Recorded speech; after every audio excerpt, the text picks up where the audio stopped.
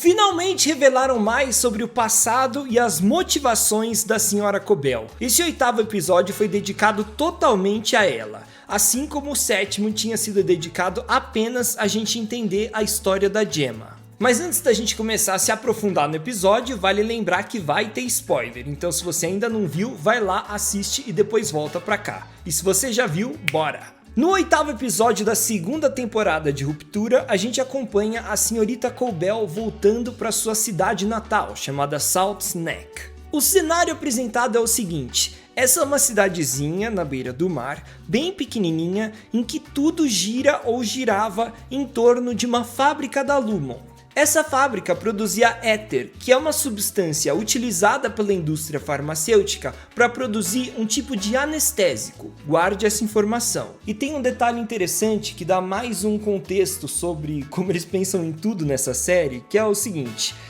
esse episódio foi filmado no Canadá, num lugar chamado Ilha do Fogo. E ao mesmo tempo, uma das substâncias fundamentais para a produção do éter é o enxofre. E dentre os países que têm as maiores reservas de enxofre do mundo estão justamente Estados Unidos e Canadá. Então faz sentido eles criarem esse cenário de uma fábrica de éter em um desses países, que a gente não sabe direito se eles estão nos Estados Unidos ou no Canadá. De qualquer forma, algo que fica bem claro é que essa cidade de Salt's Neck está totalmente abandonada. A gente vê isso na cidade em si, que tá meio caindo aos pedaços, toda vazia, e também nas pessoas que ainda moram nela, porque tem dois tipos de pessoas que moram nessa cidade: ou a pessoa que tá doente, ou a pessoa que tá viciada em droga. Na cena do café, por exemplo, o cara que tá servindo o café é também um usuário e traficante de drogas. E que droga que seria essa? Muito provavelmente é o éter, que estava ali em abundância na cidade por conta da fábrica da Lumon.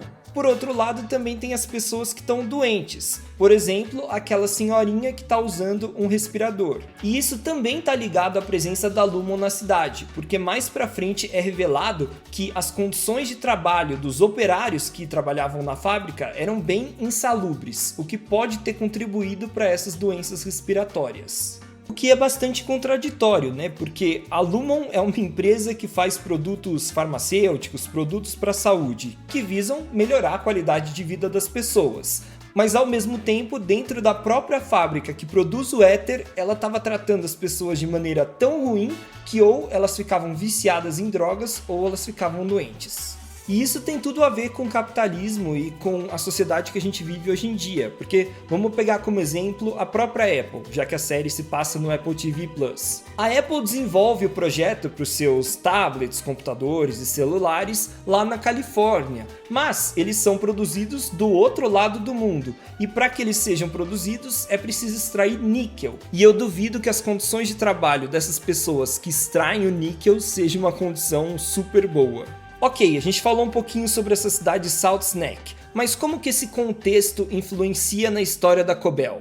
Nesse episódio a gente descobre que a Sra. Cobell começou como uma operária dessa fábrica, trabalhando desde criança, trabalho infantil mesmo. Só que por sorte ou mérito dela, ela acabou entrando para o programa Wintertide, que a gente já tinha escutado falar naquela cena que o Miltic está conversando com a senhorita Huang, em que ele fala para ela que ela precisa se comportar se ela quiser continuar no programa, ou se ela quiser ter uma chance no programa, não lembro ao certo. E por meio desse programa, a Harmony passa de uma operária para uma funcionária do ambiente corporativo. E aí ela tem a oportunidade de desenvolver um projeto e apresentar para a empresa, e esse projeto é justamente o chip da ruptura. Ou seja, foi ela que criou o chip da ruptura, não o James Egan. Essa foi uma história que a Lumon inventou para ficar mais bonito, né? Parecer que o CEO da empresa que inventou a grande tecnologia, e não uma pessoa que era explorada num chão de fábrica e que foi subindo dentro da empresa. E o fato da Harmony ter sido a pessoa que criou o chip da ruptura explica alguns dos comportamentos dela na primeira temporada.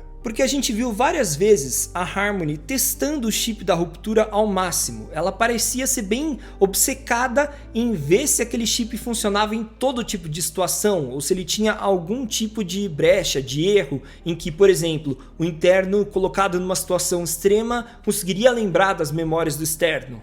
Por exemplo, uma coisa que ela faz é invadir a casa do Mark e roubar aquela vela que foi feita pela Gemma. Depois ela pega essa vela, coloca numa sessão de wellness do Mark e acende para ver se o cheiro da vela vai ser capaz de trazer algum tipo de memória olfativa do Mark externo. E o fato da Harmony ter criado o processo de ruptura é o que motiva ela a voltar à sua cidade natal, porque acontece o seguinte: ela tem guardado dentro da casa onde ela morava um caderno com todas as anotações do projeto da ruptura, né? Tem desenhos do chip, de como implementar, de todos os sistemas, de como ia funcionar. E o objetivo dela voltando na cidade é resgatar esse caderninho. Só não fica muito claro o que ela quer fazer com esse caderno. Será que ela quer, sei lá, abrir a própria empresa e ser uma concorrente da Lumon? Ou ela quer apresentar esse projeto para uma outra empresa concorrente da Lumon? Ou sei lá, ela quer usar isso dentro da própria Lumon para tentar algum tipo de reconhecimento?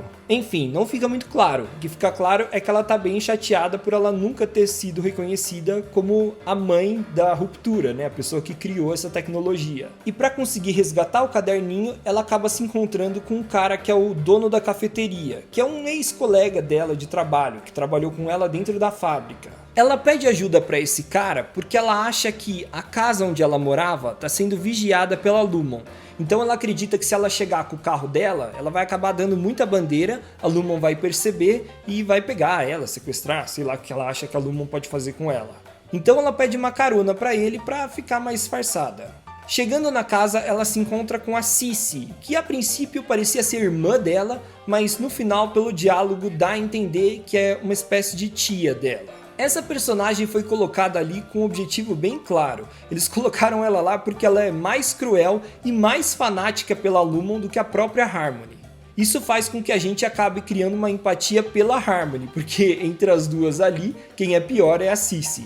E eles estão fazendo isso porque ao final do episódio deixa entender que a Harmony vai se aliar a Devon e ao Mark. Então, se ela vai se aliar à galera que é mais boazinha, ela também tem que mostrar um lado bom dela. Outra coisa interessante que acontece quando a Harmony tá dentro dessa casa onde ela cresceu é que ela acaba entrando no quarto onde a mãe dela ficava e onde a mãe dela acabou falecendo depois que ela estava doente. Nesse momento, ela tira aquele tubo de respiração que ela leva para todo lugar e encaixa no respirador que está do lado da cama. E para mim essa cena traz dois tipos de simbolismo. O primeiro é uma impressão que eu tive de que a Harmony ela tá se sentindo culpada pela morte da mãe, porque o momento que ela coloca o tubo ali é como se ela finalmente tivesse conseguido levar o equipamento que era necessário para manter a mãe viva. Então talvez o objetivo principal da Harmony dentro da Lumon fosse conseguir esse tubo para ela poder levar para casa e salvar a mãe dela, mas no meio do caminho não deu tempo porque a mãe acabou falecendo.